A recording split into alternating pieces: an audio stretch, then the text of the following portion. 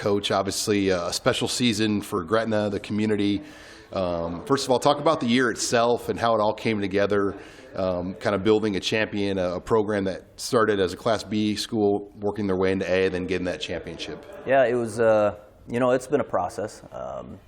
Moving into Class A, we had to make some adjustments, coaching, what we do in the off season, and the kids kind of saw that the first few years, and this group of seniors were kind of that first group that were a part of that transition, and they just knew they had to go to work, and so it built through the years, and last year we went 6-2 and got beat in the first round of the playoffs, and but Kearney went on to semis, and we just kind of saw how they made a run at it, and then we weren't too far off, so we went back to work that off season, and knew we had a good group of kids coming back.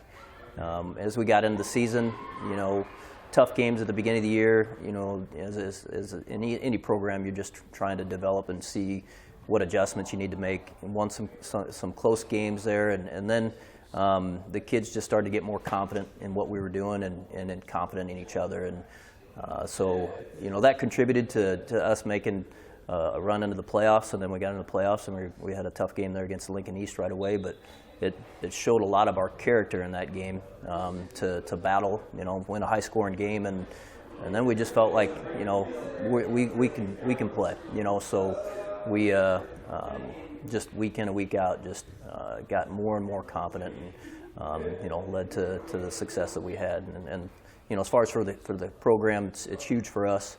The kids get that taste, and just motivates them even more moving forward. Community, huge support with our community, and great for the town of Gretna. And this will be the final year of just one high school. So is there kind of like, all right, we got to get another one here before we split into two schools, and kind of a great opportunity, obviously, here for your program in this final year of just one Gretna high school. Absolutely, yeah. And it's it's a tough thing to think about, because the kids are real close to each other, and it's great for the community to have two schools, and it's what needs to be done just because the school district's growing so fast. But knowing that we got one more year as a group and as a staff and our kids, we're just really excited to prepare for this year. Well, let's talk about Zane, your quarterback. I mean, I believe he was the first freshman ever to start at Gretna on the varsity level, and I think I was at that game in Lincoln Pius when he made his first start for you back as a freshman. How much has he come along and matured, and now obviously holds multiple major Division I offers?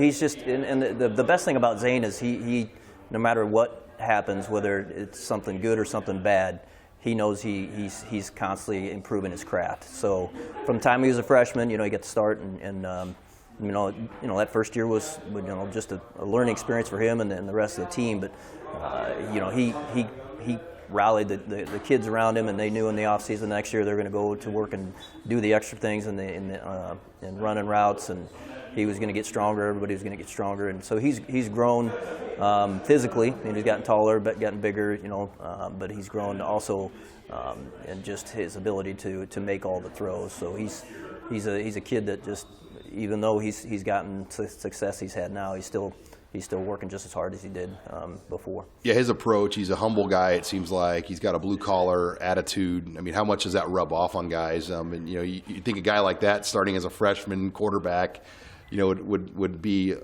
put his guard down a little bit, but you get the sense he's still working as hard as ever. Absolutely. He kind of exemplifies what our team is about, and it's just no matter what, we're going to stay humble.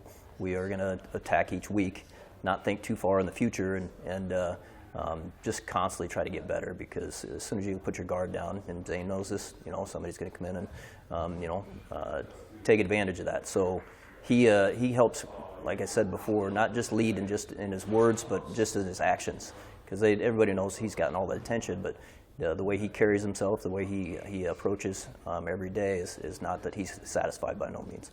And then Oklahoma State and Kansas State came in and made their first, the first real Power 5 offers, and he's got Memphis, Bowling Green as well.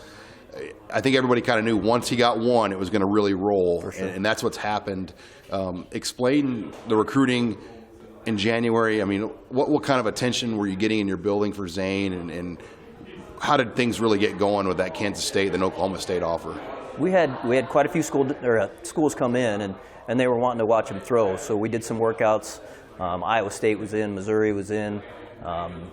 Kansas State had come a couple times, and it was just a deal where everybody was kind of right there, and they loved what they saw, and they liked what they saw on film, and he kind of checks all the boxes. He's good in the classroom. He's a kid that's very coachable, and but it was just kind of that once that first offer, like you said, came through. Bowling Green looked at him, they liked what they saw, and they made that offer, and then they just kind of took off from there. I think some of those schools, they just they wanted to offer, but I don't know if they wanted to be the first to offer. I guess I just don't. Some of that process is still kind of different to me. But when they like them, once they make the offer and make the commitment, then it just kind of snowballs from there. But I think there's probably a few more that are coming here as we get into the spring. Who are the other teams after you get the K-State, then the Oklahoma State offer? I'm sure you get more emails, texts, calls.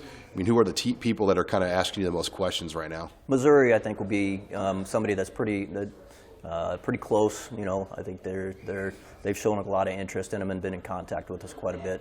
From there, Iowa State's been here a few times. Northwestern was a while back, just haven't heard from them for a while, so I don't know if we'll hear any more from them now. But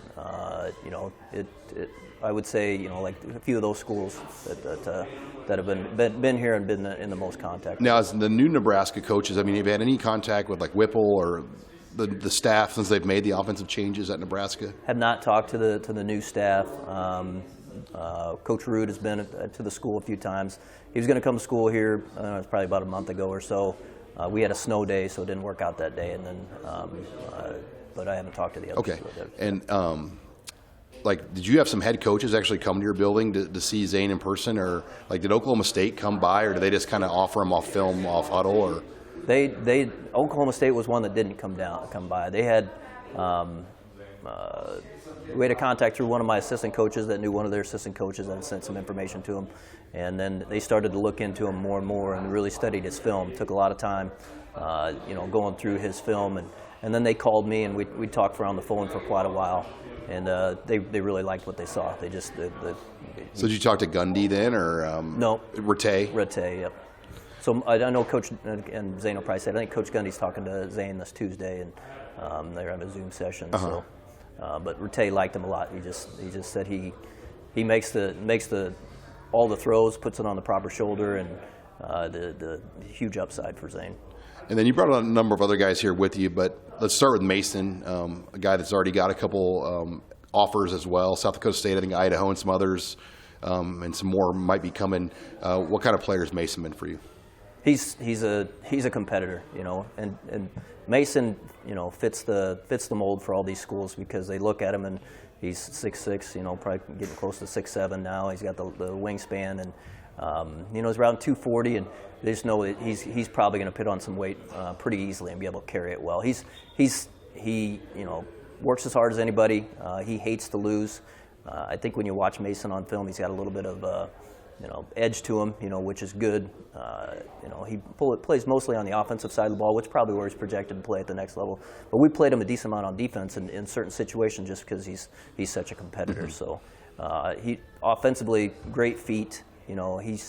Once he starts to get a little bigger and add the size to him, he's going to have, I'm sure, quite a few more offers. You got a number of other key guys that were on that team last year you brought here today. Can you just kind of give a brief comment on each one of the other guys you brought here as well? Yep. We brought Joe Roll. Joe Roll's our leading receiver, and he had over 800 yards receiving for us this year. And I would probably say the most competitive kid on our team. He is about as detailed as you get when you come to running routes. He's getting some interest from some colleges, and to look at him, some people would say maybe he's not big enough to play at some of the bigger schools, but they understand when they watch him on film that he plays about as hard and as about as technically sound as anybody. So when we were in situations where we need a big play, you could always count on Joe Roll, and him and Zane. They've grown up together, and they kind of know the ins and outs of each other, but it doesn't take anything away from how detailed he is and how good he is at running routes, catching balls. And we played him a little bit on defense just because he's that good on both sides of the ball. And then anybody else you have here? We brought Corver Dema. Corver Dema got injured. He was projected to play as a sophomore. He got hurt in our soap scrimmage and didn't play that whole year. So this year we were excited to have him, and we switched defenses, which the year before he played more of a DN. This year we went to more of a 3-front, which had to put his hand down, be down more on the inside. And as the season went on, he just really grasped that role, and ended up with like 7 sacks for the year, and became a big reason our defense played as well as it did down the stretch. Our defensive front played extremely well, and Corver was a big part of that, because he was able to put pressure and get penetration in the backfield and really kind of scramble things up. He's 6'2", 6'3" right now, and I think he's going to grow a little bigger. Schools are starting to show much more interest in him.